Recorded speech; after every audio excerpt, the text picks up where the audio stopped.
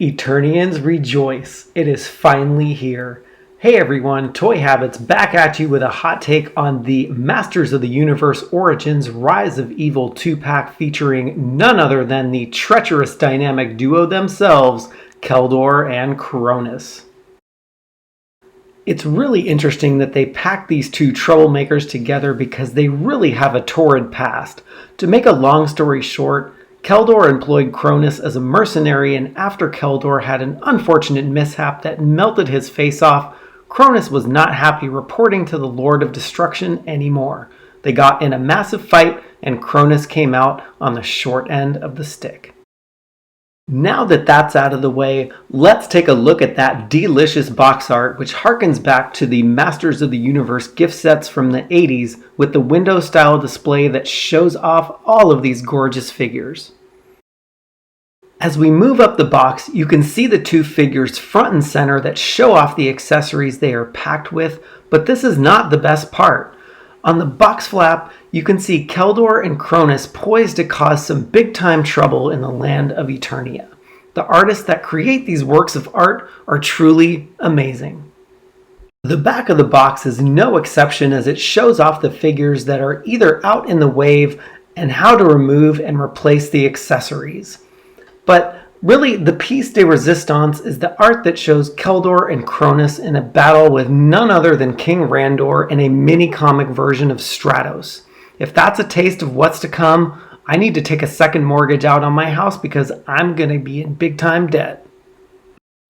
Even the side of the box is awesome, as it shows Beastman, Merman, Evil Lyn, and Triclops in a scene where they must either be collecting intel or scouting away into Randor's palace. Now we get to look at the individual figures, and we are kicking it off with Keldor.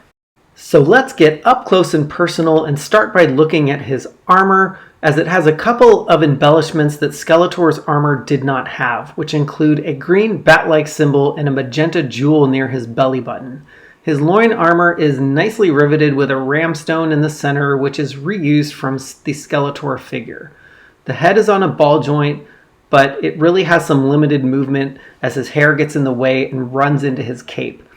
As we turn the figure around, you can see the detail on Keldor's long flowing locks, and you can get a closer look at the articulation, which moves down more than it moves front to back as his cape gets in the way.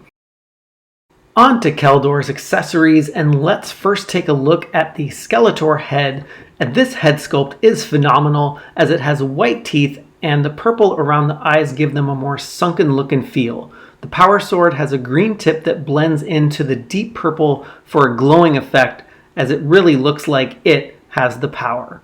The Havoc staff also has a similar look, which recreates the energy flowing through it like the art on the back of the box. The staff and the sword are recasts of Skeletor's weapons, but with a much cooler look to them. For some reason, I had Right Said Fred's I'm Too Sexy playing in my head when I think of Keldor's removable cape, so let's take a closer look at that. The cape is a soft plastic and has a rope-like neck piece to it. Because of Keldor's hair and the size of his head, you need to remove his head to access the cape. The eyes in the Skeletor head are the coolest feature in this set. I'm going to shine a flashlight into the eyes so you can get a better look at how eerie and iridescent they are. Once the eyes catch the light, they look like they are coming alive. I'm really impressed with the attention to detail, as they really went above and beyond with this head sculpt. They did an outstanding job capturing a very different version of Skeletor we've never seen before. So let's move on to the insane criminal from another dimension, Kronis. First off, this version of Kronis dons the Trapjaw helmet with the loop on top, and I feel that the helmet sculpt is a little too big for the head. He has a more rounded look to his facial expression, and if you look at the figure straight on, it looks great, but at other angles, I am not super fond of his grin. His black armor is removable, and there are 3 slots in the back that are made to hold objects, but Kronis did not come packed with anything other than a gun, so I'm a bit perplexed as to why they created this armor this way. I don't know. If you have ideas, let us know in the comments. The only accessory Kronis came with is a large black vintage weapons rack inspired gun. It has a similar shape and look and feel to the gun that came packed with Castle Grayskull back in the 1980s, but has sharper angles and a stockier, bulkier build to the weapon. I do think Kronis should have come with a closed fist so he could physically hold his weapon in both hands, but it still looks good.